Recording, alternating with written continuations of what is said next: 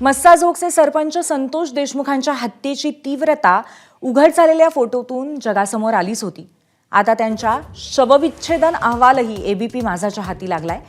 देशमुखांना हालहाल करून मारण्यात आल्याचं अहवालातनं उघड होत आहे। देशमुखांच्या शरीराच्या बहुतांश भागांवरती गंभीर जखमा दिसतायत। मारहाणीमुळे अंग काळं-निळं पडल्याचं दिसून येत आहे। नाकातून रक्त येईपर्यंत त्यांना मारहाण झाल्याचं अहवालात दिसून आलंय।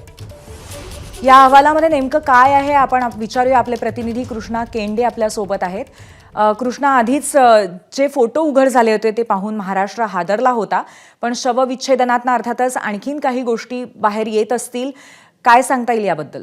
नाही, अत्यंत किती निर्घुणपणे मारहाण झाली होती हे या शवविच्छेदन अहवालातून स्पष्ट होतंय। आणि हा अहवाल जो आहे तो या सगळ्या चार्जशीटमध्ये दाखल करण्यात आलेला आहे। त्यामधल्या ज्या मारहाण आहे ती जवळपास 1.5-2 तास मारहाण या ठिकाणी करण्यात आलेली होती। आणि त्यामधनं ज्या बाबी पुढे आलेल्या आहेत ते किती निर्घुण आणि किती निर्दयीपणे ही मारहाण झाली आहे हे यावरनं स्पष्ट होतं की संतोष देशमुख यांच्या हनवटीवर देखील मारहाणीच्या जखमा आहेत, कपाळ आहे, गालावर मारहाणीच्या जखमा आहेत, पोटावर मारहाणीच्या जखमा आहेत, नाकातून रक्त बाहेर आलंय आणि ते या ठिकाणी गोठलं गेलं अशा पद्धतीचं देखील या शवविच्छेदन अहवालामध्ये म्हटलंय।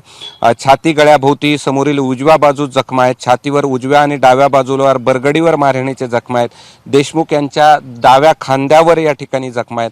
मारहाणीमुळे जखमा खुणा काळ्या निळ्या झाल्यात असं देखील या अहवालामध्ये म्हटलंय। दंडावर, कोपऱ्यावर, मनगटावर, हाताच्या मुठीवर, मधल्या बोटावर देखील जखमा आहेत। मारहाणीमुळे हात काळे निळे पडलेत। पोटावर जखमा असल्याचं म्हटलंय। मांडीवर, गुडघ्यावर, नरगडीवर, म्हणजे असा कुठलाही शरीराचा भाग नाही की ज्या ठिकाणी त्यांना मारहाण झालेली नाही।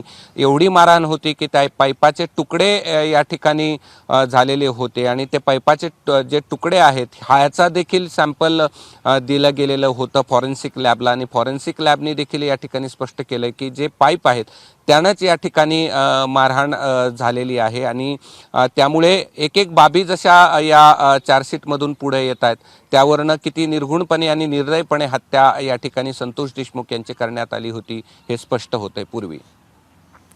खरंय कृष्णा, दरवेळी जेव्हा तपशील बाहेर येतात तेव्हा हे प्रकरण अधिक आणि अधिक वेदनादायी संपूर्ण महाराष्ट्रालाच होत चाललेलं आहे। धन्यवाद आपण दिलेल्या माहितीबद्दल।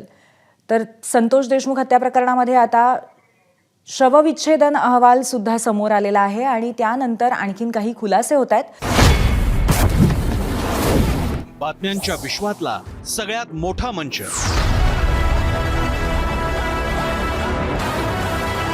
अचूक, थेट आणि निष्पक्ष बातम्यांच्या त्याच जगात पुन्हा येतोय आणि घेऊन येतोय चर्चा जनहिताची।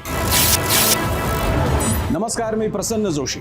आता भेटूया 0 आवर मध्ये सोमवार ते शुक्रवार रात्री 7:56 फक्त एबीपी माझावर। एबीपी माझा, उघडा डोळे बघा नीट।